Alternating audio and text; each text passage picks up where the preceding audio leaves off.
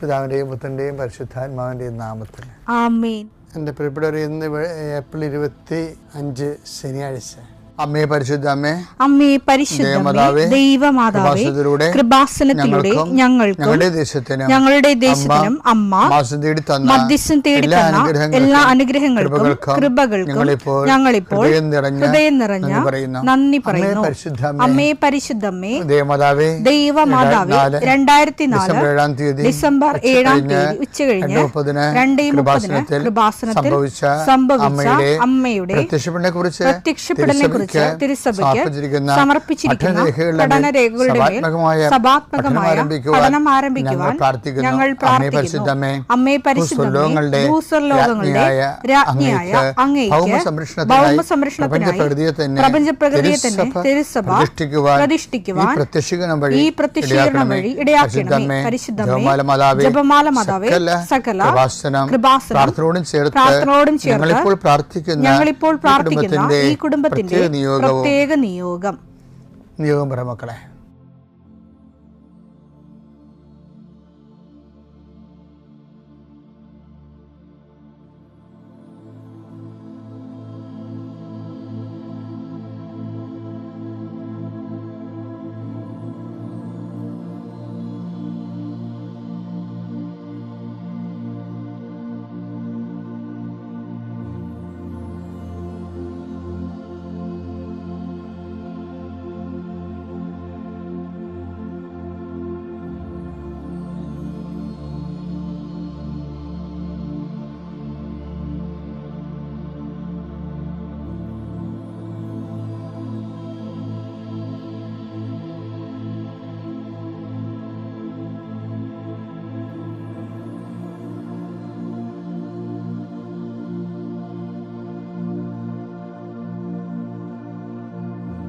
അമ്മയുടെ പ്രത്യക്ഷീകരണത്തിന്റെ ഈ അനുഗ്രഹവേളയിൽ ഞങ്ങൾക്ക് സാധിച്ചു തരുവാൻ കനിയണമേ. ആമേൻ. വിശ്വാസ പ്രമാണം.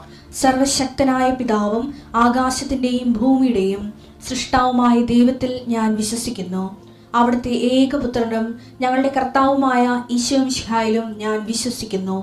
ഈ പുത്രൻ പരിശുദ്ധാത്മാവിനാൽ ഗർഭസ്ഥനായി കന്യകാമറിയത്തിൽ നിന്ന് പിറന്ന് പൊന്തിയോസ് പീലാത്തോസിന്റെ കാലത്ത് പീഡകൾ സഹിച്ച് കുരിശിൽ തറയ്ക്കപ്പെട്ട് മരിച്ച് അടക്കപ്പെട്ട് പാതാളങ്ങളിൽ ഇറങ്ങി മരിച്ചവരുടെ ഇടയിൽ നിന്ന് 3-ാം നാൾ ഉയർത്ത് സ്വർഗത്തിലേക്ക് എഴുന്നള്ളി സർവശക്തിയുള്ള പിതാവായ ദൈവത്തിന്റെ വലതുഭാഗത്തിരിക്കുന്നു. അവിടെ നിന്ന് ജീവിക്കുന്നവരെയും മരിച്ചവരെയും വിധിക്കുവാൻ വരുമെന്നും ഞാൻ വിശ്വസിക്കുന്നു. പരിശുദ്ധാത്മാവിലും ഞാൻ വിശ്വസിക്കുന്നു. വിശുദ്ധ കത്തോലിക്കാ സഭയിലും പുണ്യവാന്മാരുടെ ഐക്യത്തിലും പാപങ്ങളുടെ മോചനത്തിലും ശരീരത്തിന്റെ ഉയർപ്പിലും നിത്യമായ ജീവിതത്തിലും ഞാൻ വിശ്വസിക്കുന്നു. ആമേൻ. സുഖസ്ഥനായ ഞങ്ങളുടെ പിതാവേ, അങ്ങയുടെ നാമം പൂജിതമാകണമേ. അങ്ങയുടെ രാജ്യം വരണമേ. അങ്ങയുടെ തിരുമനസ് സ്വർഗത്തിലെ പോലെ ഭൂമിയിലും ആകണമേ. അന്നു വേണ്ടുന്ന ആഹാരം ഇന്ന് ഞങ്ങൾക്ക് തരണമേ. ഞങ്ങളോട് തെറ്റ് ചെയ്യുന്നവരോട് ഞങ്ങൾ ക്ഷമിക്കുന്നത് പോലെ ഞങ്ങളുടെ തെറ്റുകൾ ഞങ്ങളോടും ക്ഷമിക്കണമേ. ഞങ്ങളെ പ്രലോഭനത്തിൽ ഉൾപ്പെടുത്തരുതേ, തിന്മയിൽ ഞങ്ങൾ രക്ഷിക്കണമേ. ആമേൻ. നന്മ നിറഞ്ഞ മറിയമേ, സ്വസ്തി. കർത്താവ് അങ്ങയുടെ കൂടെ സ്ത്രീകളിൽ അങ്ങ് അനുഗ്രഹിക്കപ്പെട്ടവളാകുന്നു. അങ്ങയുടെ ഉദരത്തിൻ ഫലമായി ഈശോ അനുഗ്രഹിക്കപ്പെട്ടവനാകുന്നു.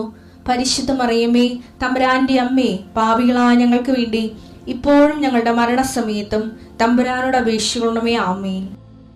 കർത്താവേ, നിന്റെ ഉന്നതമായ നാമത്തിന് സ്വസ്ഥം ചെയ്യും. കർത്താവേ, നിന്റെ വിശുദ്ധ പൗരോഹിത്യത്തെ മഹത്വപ്പെടുത്തണമേ. കർത്താവെ, സഭയിലുള്ള സാന്നിധ്യം പ്രകടമാക്കണം.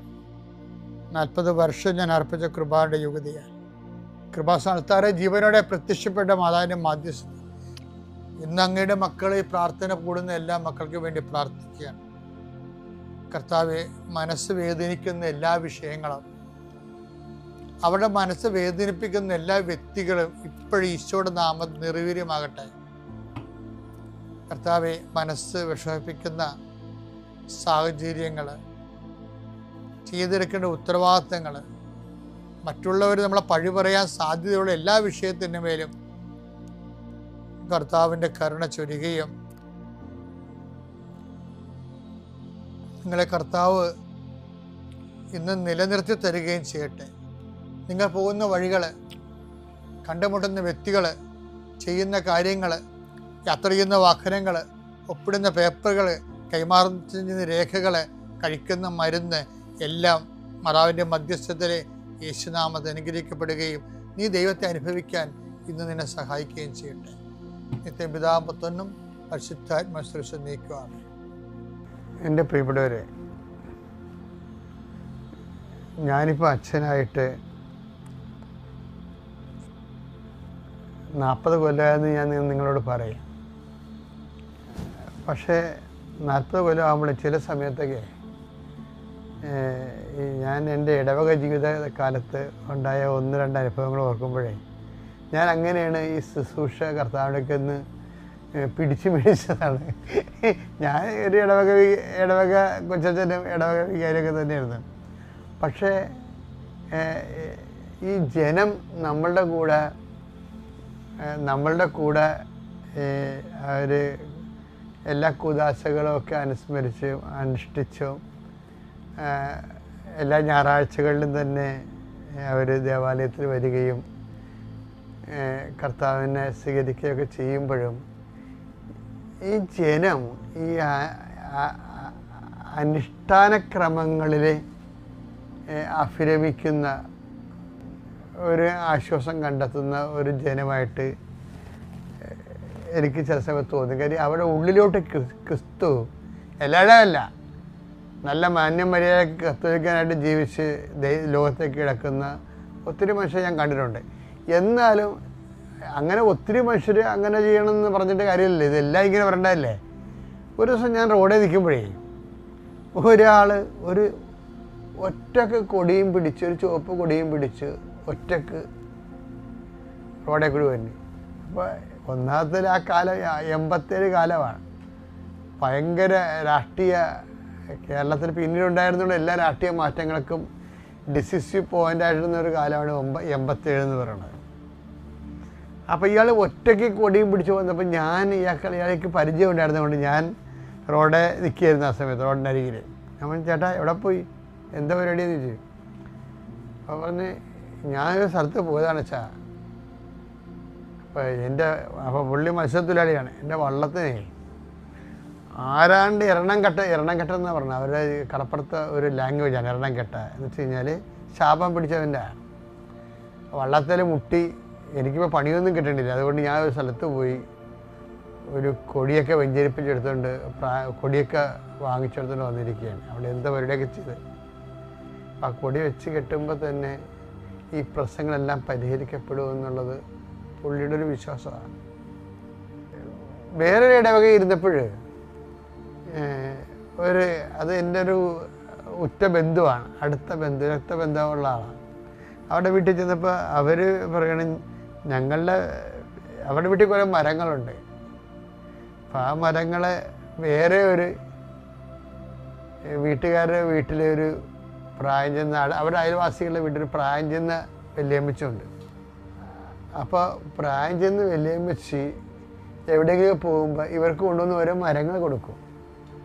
അപ്പോൾ ഇപ്പോൾ 10-25 കൊല്ലമായിട്ട് നമുക്ക് ലോകബാങ്കിൽ നിന്നും അതുപോലെ തന്നെ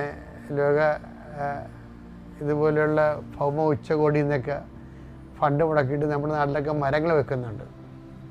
അപ്പം അതുപോലെ പലയിടത്ത് ചെല്ലുമ്പോൾ വനംവകുപ്പ് മരം കൊടുക്കുന്നുണ്ട്. ഇപ്പോൾ കൊടുക്കുന്നുണ്ടോയെന്ന് അറിയത്തില്ല. അപ്പോൾ മരം കൊണ്ടുവന്ന് ചെടുത്ത് കൊടുക്കും. ഇവിടെയൊക്കെ അവിടെ കുഴിച്ച് വെച്ച് അവിടെ കുഴിച്ച് വെക്കുക ഇവിടെ കുഴിച്ച് വെക്കുന്നതിന് മുത്തിയാമ്മൻ പറയും. പിന്നെ രസം വെച്ചാൽ ഇപ്പം 2 വീട്ടിൽ നിറച്ച കാട് പോലെ മരം. അപ്പോൾ എന്താ സംഭവിച്ചാൽ ഇവർ ഭൂലോക അന്ധവിശ്വാസിയാണ് ഈ മുത്തിയമ്മ. മുത്തിയമ്മയുടെ കണക്കനുസരിച്ച് അവരുടെ വീട്ടിൽ നിൽക്കുന്ന മരത്തിൻ്റെ ബദൽ മരം ഈ വീട്ടിലുണ്ടായാൽ മാത്രമേ അവർക്ക് ഐശ്വര്യം ഉണ്ടാകത്തുള്ളൂ. അതിനു വേണ്ടിയാണ് അവർ ഈ മരം ഇവർക്ക് ഫ്രീ ആയിട്ട് കൊടുക്കുന്നത്. ഇവർക്കതറിയത്തില്ലേ, ഇവർക്ക് വെപ്പിക്കണം മരം. ഇവർ മരം വെച്ച് കൊണ്ടുണ്ട്. അവർ പറയും ഇന്ന മരം വെക്കാന്നൊക്കെ പറയും. എന്നിട്ട് ഇവിടെ വല്ല മരവും ഇവർ കൊണ്ടുവന്ന് വെക്കുകയാണെങ്കിൽ അതിൻ്റെ ബദൽ മരം, അതിൻ്റെ ദോഷം അവർക്കൊക്കെ ആയിരിക്കാൻ വേണ്ടി അതിൻ്റെ ബദൽ മരം അവരെ കൊണ്ടുവന്ന് വെക്കും. അങ്ങനെ വന്നപ്പോൾ അങ്ങോട്ടും ഇങ്ങോട്ടും മരം വെച്ച് അപ്പോൾ ഈ മനുഷ്യന്മാരുടെ ഇരുട്ടും കയറി കാടും പിടിച്ച് കിടക്കുന്ന ഒരവസ്ഥ. ഇതൊരു തരം വിശ്വാസമാണ് ശരിക്കും പറഞ്ഞത്. അതൊരു തരം വിശ്വാസം. ഇത് ക്രിസ്തുവിൻ്റെ മനുഷ്യാവതാരത്തിന് മുമ്പ് ഇതുപോലെ പ്രാകൃതമായ കുറേ വിശ്വാസങ്ങളുണ്ടായിരുന്നു. പക്ഷേ ഇതിന് അന്ധവിശ്വാസം എന്ന് പറയണത് നമ്മൾ, അതായത് ഓരോരോ തരത്തിലുള്ള, ഇതിൻ്റെ കുറച്ച് ആരോഗ്യശാസ്ത്രം ഉണ്ട് ഇതിൻ്റെ അകത്ത്, അത് വേറെ അത് അതിൻ്റെ ലെവൽ, ആ ആരോഗ്യശാസ്ത്രം തണലിൽ അന്ധവിശ്വാസം കാണിക്കുകയും ചെയ്യുന്നുണ്ട്. അതെന്തും ആയിക്കോട്ടെ. ഞാൻ പറഞ്ഞു വരുന്നതിൻ്റെ കാരണമേ, നിങ്ങൾ പലതരം വിശ്വാസങ്ങൾ, ഇപ്പോൾ വേറൊരു വീട്ടിൽ ചെന്നപ്പോൾ അത് പുതിയ താമസക്കാരാണ്, അവരെങ്ങും മലബാറിൽ നിന്ന് ഇവിടെ വന്ന് താമസിക്കുക. അവിടെ വീട്ടിൽ ചെന്നപ്പോൾ മരുമകൾ എന്നോട് പറയണേ, എൻ്റെ അമ്മയുടെ പരിപാടി ഇടക്കും തലക്കൊക്കെ ഈ അലമാരി അങ്ങോട്ടും ഇങ്ങോട്ടും മാറ്റി വെക്കണതാണ്. അപ്പം അമ്മയോട് ചോദിക്കുമ്പോൾ ചില സമയത്ത് അലമാരി തെക്കോട്ട് വെക്കും, തെക്കോട്ടിടുന്ന അലമാരി പടിഞ്ഞോട്ടെടുത്ത് തിരിച്ചു വെക്കും. അപ്പോൾ അമ്മ എന്താ പറയണത്, ഇവിടെ കാശിരിക്കണില്ല കൊച്ചെന്നാണ് പറയണത്. അതിന് അലമാരി മാറ്റി നടക്കണതാണ് ഈ തള്ളയുടെ പരിപാടി. ഇവരുമൊക്കെ ഇങ്ങനെ പള്ളി വന്ന് കുമ്പിട്ട് കിടന്ന് തലകുത്തി മറിഞ്ഞ് കുമ്പസാരിക്കുകയും കുർബാനയൊക്കെ ചെയ്യുന്നുണ്ട്. പക്ഷേ ഉള്ളി മുഴുവനും ഇതുപോലെയുള്ള പ്രാക്കപ്പെട്ട ക്രിസ്തുവിന് ഒരു വിലയുമില്ലാത്ത അന്ധവിശ്വാസങ്ങളാണ്. അത് പകുതി മുക്കാലും ആണുങ്ങളിലും ഉണ്ട്, തലമൂത്ത ചേർത്തിമാരുടെ കയ്യിൽ കൂടുതലുണ്ട് ഈ വിഷയം.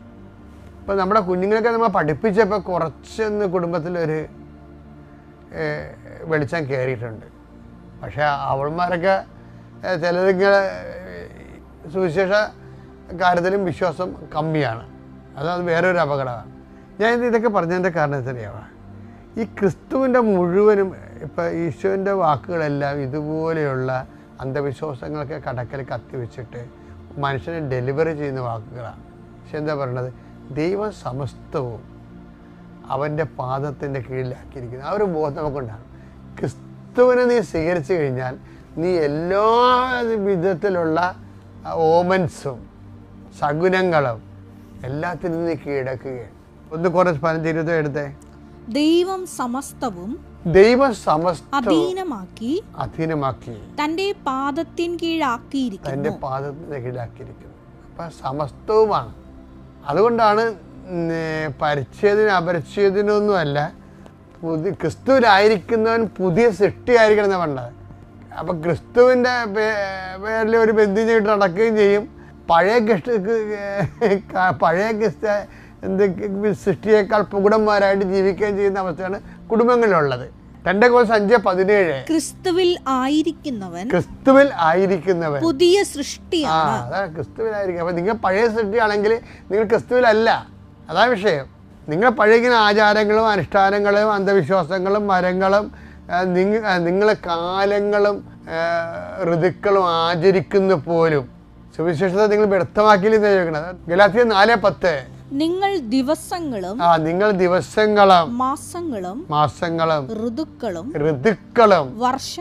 വർഷങ്ങളും ആചരിക്കുന്ന പോലും നിങ്ങളുടെ ഇടയിൽ ഞാൻ അധ്വാനിച്ചത് വൃഥാവിലായോ എന്ന് സുവിശേഷത്തെ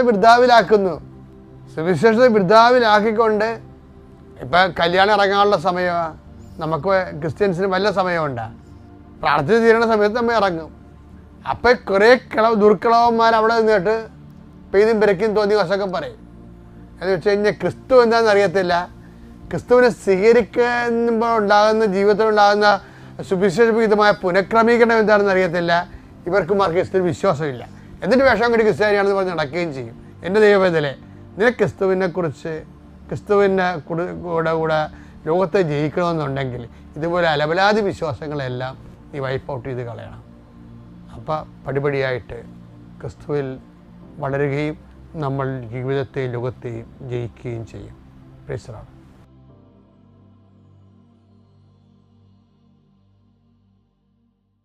അത്യപൂർവ ദൈവാനുഭവങ്ങൾ ഇനി നിങ്ങൾക്കും സ്വന്തം. ഈ യൂട്യൂബ് ചാനൽ ഇതുവരെ സബ്സ്ക്രൈബ് ചെയ്തിട്ടില്ലെങ്കിൽ ഇപ്പോൾ തന്നെ സബ്സ്ക്രൈബ് ചെയ്യുക. ഈ വീഡിയോ ഇപ്പോൾ തന്നെ നിങ്ങളുടെ സുഹൃത്തുക്കൾക്ക് ഷെയർ ചെയ്തുകൊണ്ട് കർത്താവിന്റെ പ്രേക്ഷിതരാകുക.